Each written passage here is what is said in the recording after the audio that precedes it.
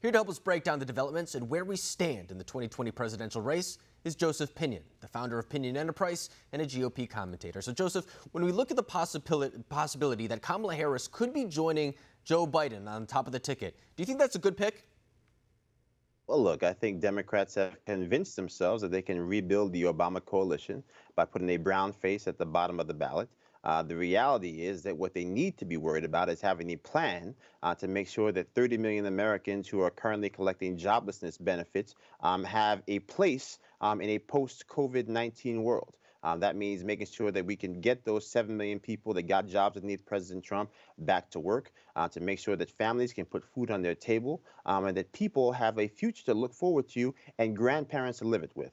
And I think Democrats have spent all this time focused on what they think Trump has done a terrible job with. And they have neglected to tell us anything that they think they would do differently from what President Trump has actually done.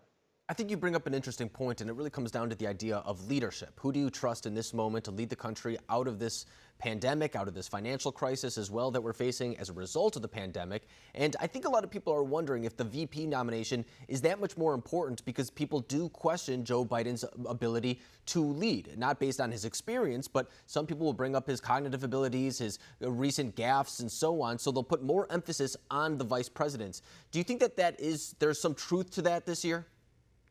Look, I think that we as Republicans should accept the fact that after all the jokes and the Hunter Biden realities, Joe Biden is a likable man.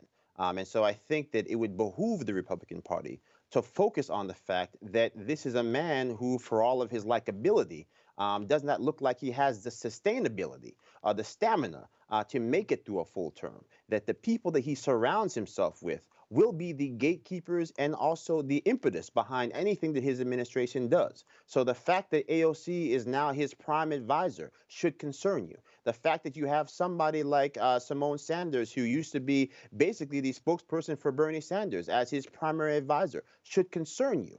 Those are the things that I think Americans should be focused on if their true goal is to say, hey, what are we going to be doing as America being a beacon for freedom, as the standard bearer for justice heading into a 21st century world?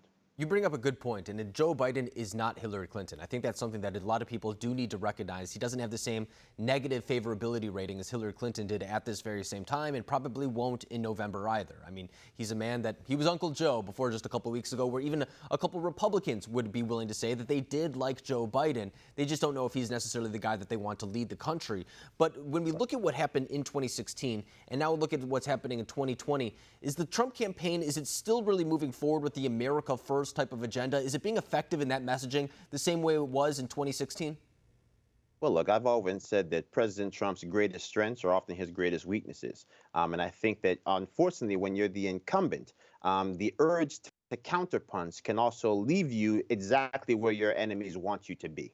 So I think it's time for President Trump to lean in to what comes next. What is not the message for what got you in office? What is the impetus for a second term? Why should Americans choose to give you another 4 years? And I think when he can focus on jobs, when he can focus on opportunity, when he can focus on the fact that Joe Biden was the co-pilot for the slowest economic recovery in the history of the modern world, when it comes to leading America out of that Great Recession, those are the types of things that Americans will be thinking about when they go to the polling box in November. And I think if you can focus on that perspective, not get bogged down in COVID crisis all day, every day, where the Democrats want to keep them, and remind people that the Democrats hatched the plan to prevent him from being an effective commander-in-chief by basically having the Justice Department invent evidence and have that being used as the basis to get a FISA warrant to investigate him. And they spent 3 years trying to remove him from office.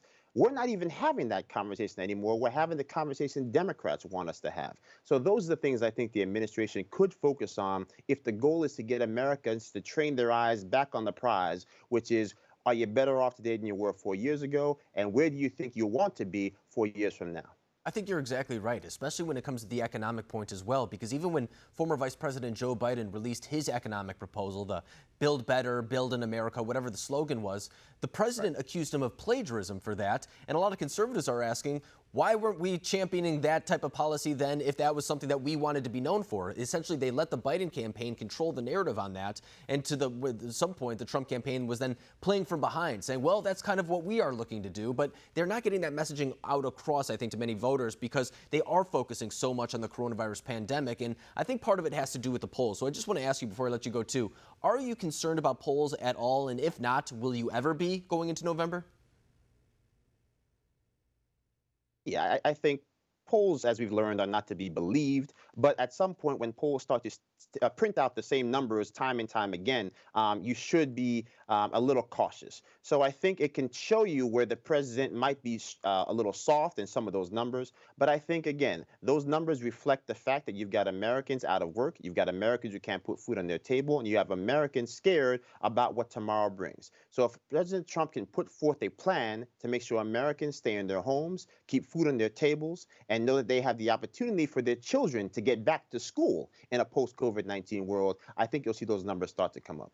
I think so, too. And it's worth noting that a lot can happen in 3 months. I mean, if you think about where we were 3 months ago and where we are now, a lot is going to change between now and November. Those numbers are certainly going to change. Even the conversations that we're having, the big topics that may be in the headlines, those are sure to change as well. So I think a lot of people should use the polls as maybe a little bit of a gauge on a week-to-week basis type thing. But I don't think it's fair to say that head-to-head matchups 3 months out of the race are going to be any indicator of where the candidates stand. But Joseph Pinion, I appreciate you coming on tonight, breaking down the state of the 2020 race. Thank you.